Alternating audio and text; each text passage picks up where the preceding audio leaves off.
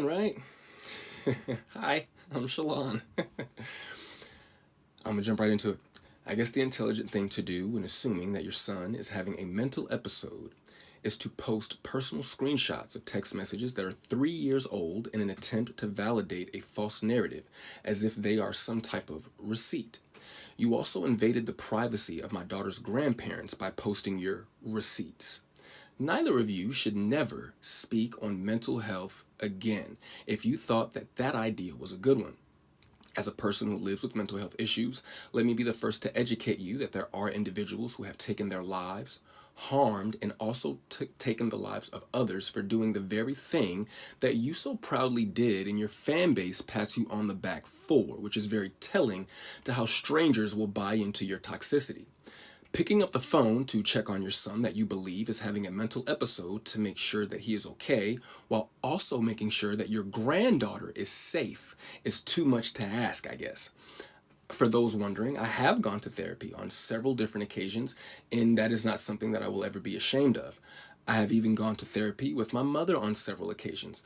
But for those who know how efficient therapy only works when both people are being open. My mother was still in her 15-year-old mentality phase during that time, so I guess I understand why she did not know how to be open with me during our sessions. When a person becomes accustomed to being a victim and others get used to seeing them as one, they live their lives in a state of internalization, meaning you consistently receive another's approach as an attack, constantly putting you under the illusion that you need to always be on the defense, even in situations where there is no actual attack, just an acknowledgement of things already said by you. One should not feel attacked by an acknowledgement of the words that they stand on. You eventually become a passive aggressor. To address the men that had something to say in regards to men don't do what I'm doing, let me be very clear. How I man is none of your business.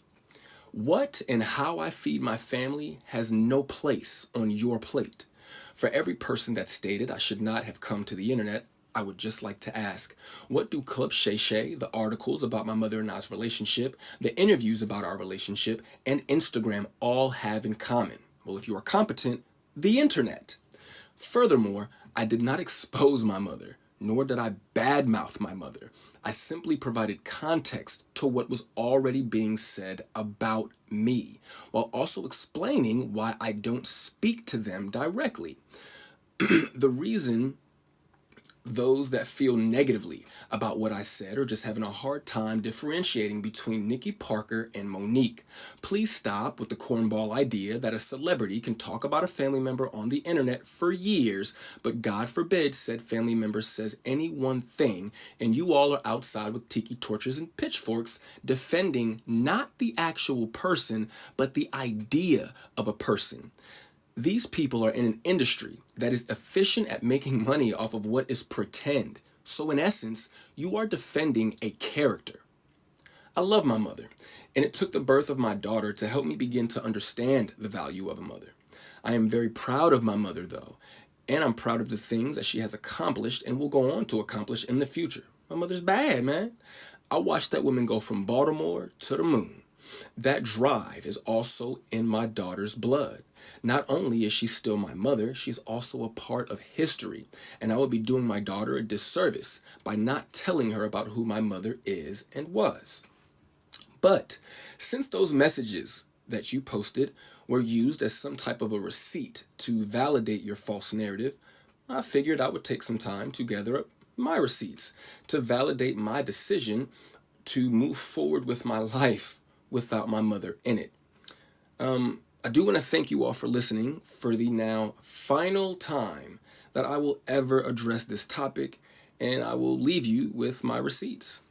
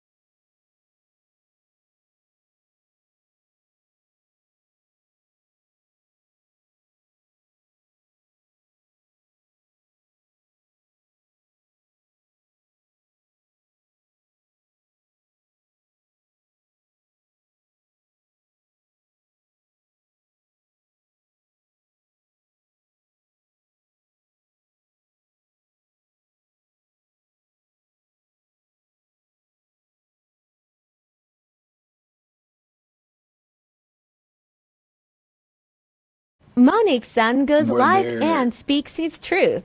the first time I had watched Precious, I was with my mom, actually. We watched it in the living room, in her living room. And I'm not gonna lie, I laughed the entire time. Not because I was laughing at it, but because I'm not an audience member. This is my mother. So to see her, to watch her be the way that she was being was comical to me, because I could remember when she originally brought it to my attention that she was going to play the character, and she had me read a snippet of the book, and I was like, who are you supposed to be playing? And she was like, the mom. I was like, okay. But that was because I was so used to her doing comedy roles. I wasn't, I mean, it wasn't by any means, it wasn't that I didn't think she could do it. That wasn't it at all. It was just, I was so used to seeing her be funny. But no, my mother is not Marion Jones. She's not Marion Jones. I would agree, Ree Felder, I don't think she really expected me to say anything. But I don't think that was like a conscious thought. I think when she spoke of me, the normal pattern is I don't say anything at all. I guess, so, okay, so I feel like somebody would go, well, what made you honestly feel differently? Because I'm a dad. I have a daughter, and I felt like what she said was false, and that's all. I had a kid, and I just felt like what somebody said was false, and I have a daughter, and I just wanted to address it. You know, like that's really it. Pray for her. She had some serious trauma. She pushed what she was. I mean, it is what it is.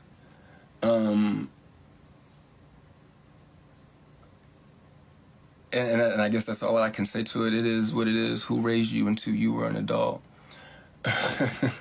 A lot of people. But no, I kind of moved around a lot. Excuse me. Let's try. I moved around a lot. So I lived in Texas. I lived with my father up until I was 17. I then moved here to North Carolina. I lived in Georgia. Thank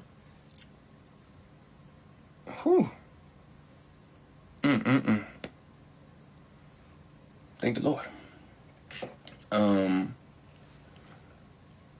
But I would say that, I mean, my parents, like I had a house that did have parents. So I can't I don't want to give off the impression that there weren't people that raised me, but I mean, it was a multitude, it was people. And like there were people that raised me. Part of the reason why I speak the way that I do, if not all of the reason why I speak the way that I do, it's a two-part reason.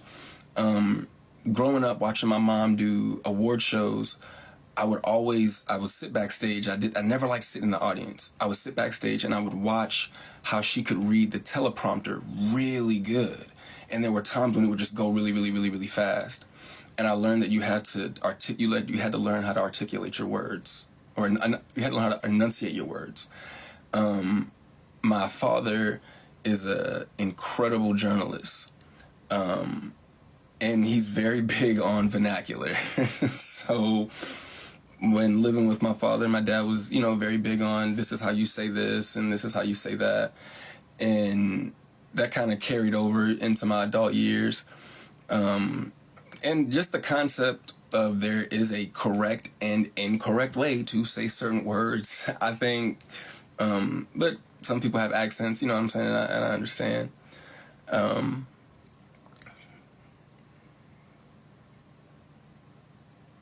You speak. Oh, come back. No, go away.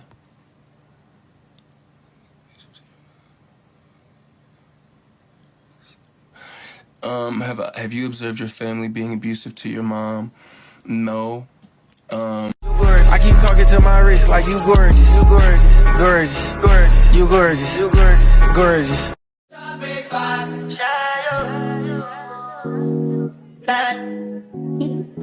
Shayo.